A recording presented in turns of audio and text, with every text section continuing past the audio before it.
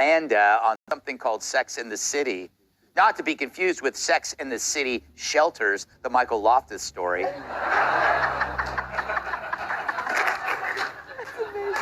You call him friend.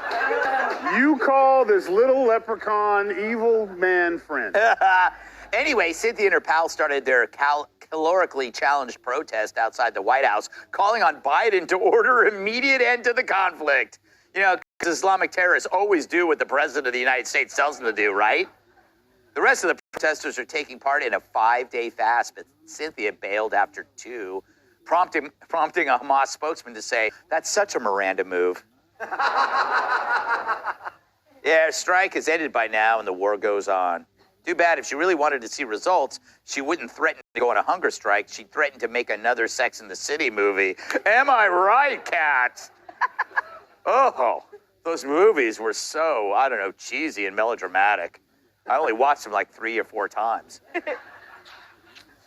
Yeah.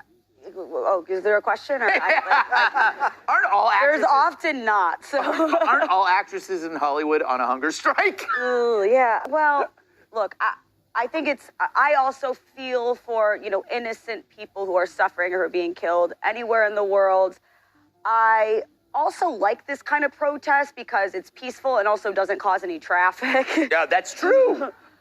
But I'm not sure that the celebrity power here actually has any power because I don't feel like Hamas and Sex in the City have any crossover appeal in terms of their fan base. Yeah, exactly. I don't think terrorists are walking around like, I'm such a Miranda. I don't think so. I don't think they'd be fans of the show. What's the name of the main character? Harry. Harry. I like how you pretend like you didn't know. She's so stressed out all the time because she has to write 1 column a week. Yeah, exactly. She has to write 1 column a week. She's like, ah! And her voiceover for this was, and then I finally realized that Hamas wouldn't listen to us. Is the idiocy that they thought they would have an impact? Listen, I think I almost did the same thing. Yeah.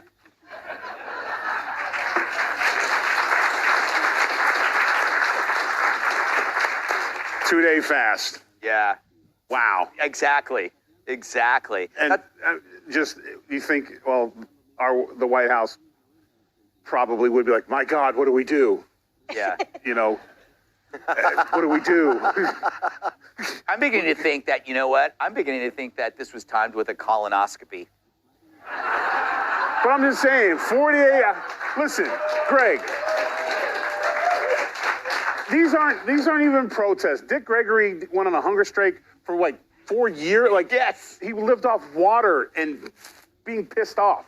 You know what I'm saying? Like, you don't come out and say, I'm going on a fast for 48 hours, which, by the way, means you're going to eat at some point during the day. Yeah. Intermittent fasting means you eat for 4 hours and the rest of the day you don't. Yeah. So. Yeah.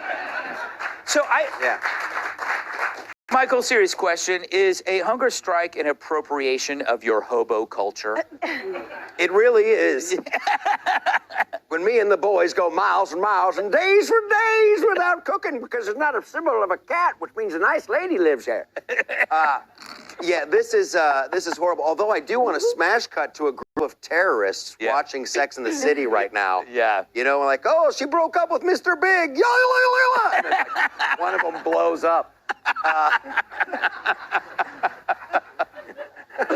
But Cynthia, like, I've seen chicks fast longer when they have to slip into an ugly bridesmaid's dress. It's true. Right? And to say that she's doing this for Gaza, and like, next she's probably going to get, like, a facelift to end the war in Ukraine. And then I'm going to get some liposuction for the children of the Amazon.